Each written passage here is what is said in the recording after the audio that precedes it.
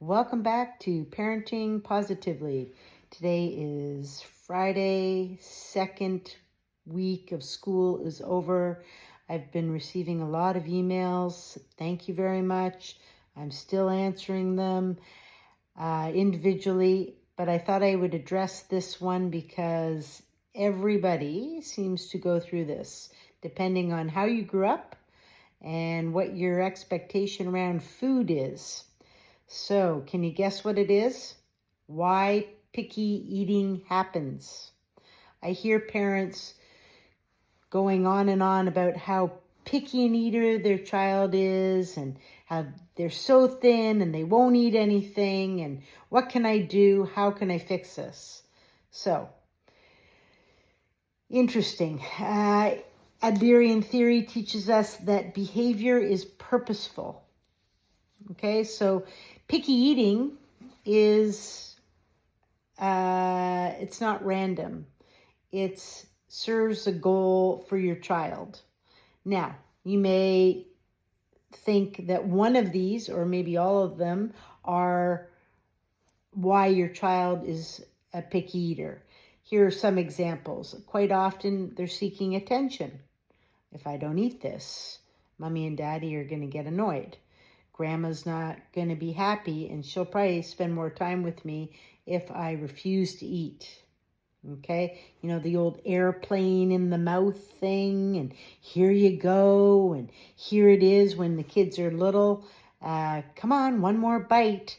So by refusing, they're putting their feet in the ground and showing a little bit of defiance. However, it serves their purpose for receiving attention. Therefore, using food refusal as a way to feel in control of what's happening, in control of the situation at the moment.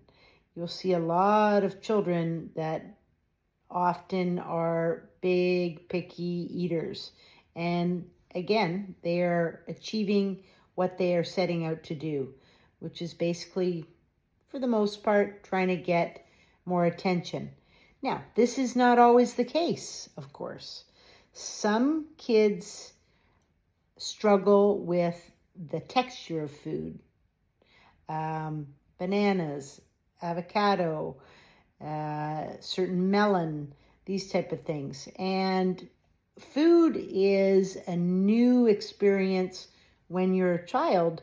Sometimes you've never eaten or tried certain foods, so there's an automatic set of brakes that's put on for certain type of kids that don't maybe feel that they need to be that adventurous, because if they say no, then more than likely they'll still get dessert or they'll just get something else made for them.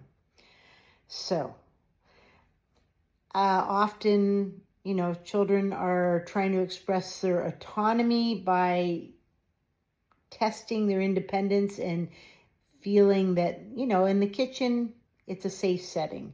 So those are usually the reasons why kids are picky eaters.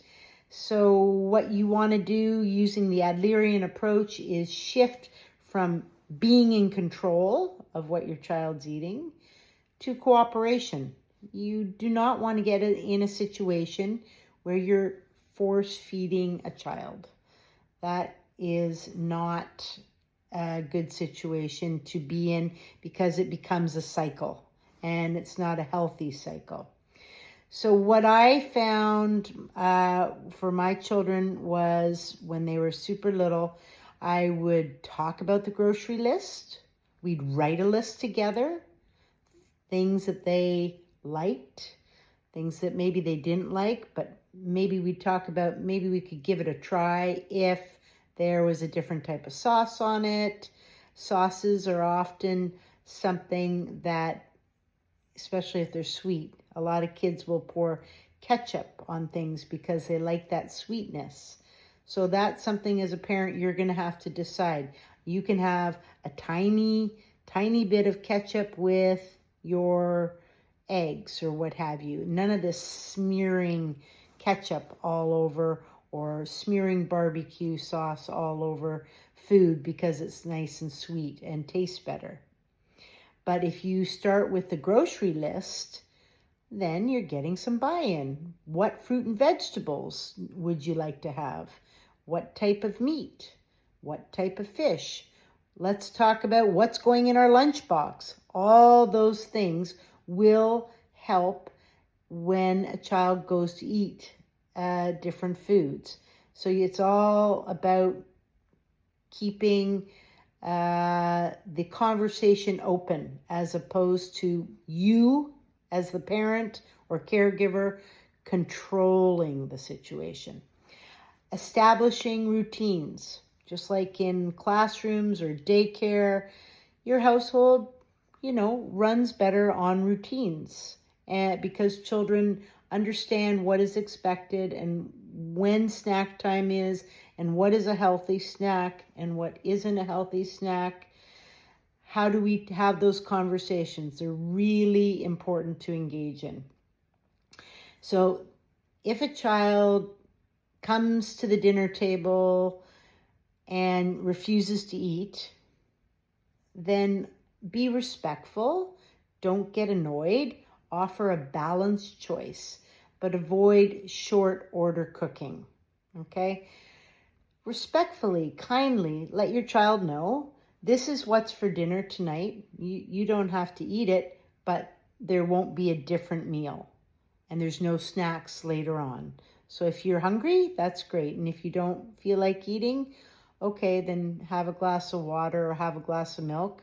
And, I hope you're feeling better tomorrow for when we have our breakfast, lunch, and dinner, hopefully together. If that works, it's always a better plan. To be able to eat together is a great way also for picky eaters to see what everyone else at the table, the siblings, mom, dad, grandma, aunts, uncles, what they're eating. They become a little more curious. And if you limit the talk about what you don't eat or what you think that you should or shouldn't be eating for a child, the focus is more on enjoyment as opposed to food becoming a battle. It can very easily be a battleground. So always, again, with Adlerian theory, model the behavior you would like.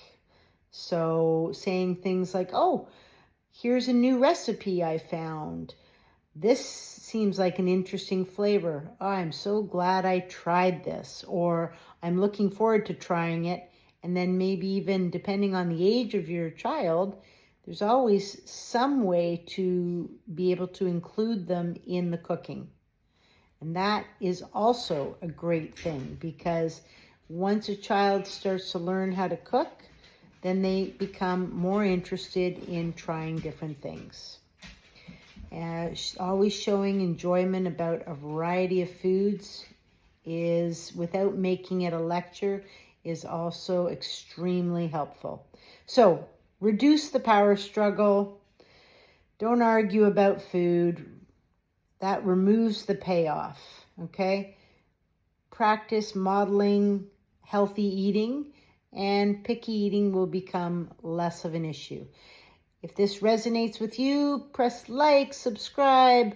There will be a Picky Eater's Guide PDF at the bottom of this. Please contact me at Parenting Positively. I look forward to hearing from you all. Have a great week.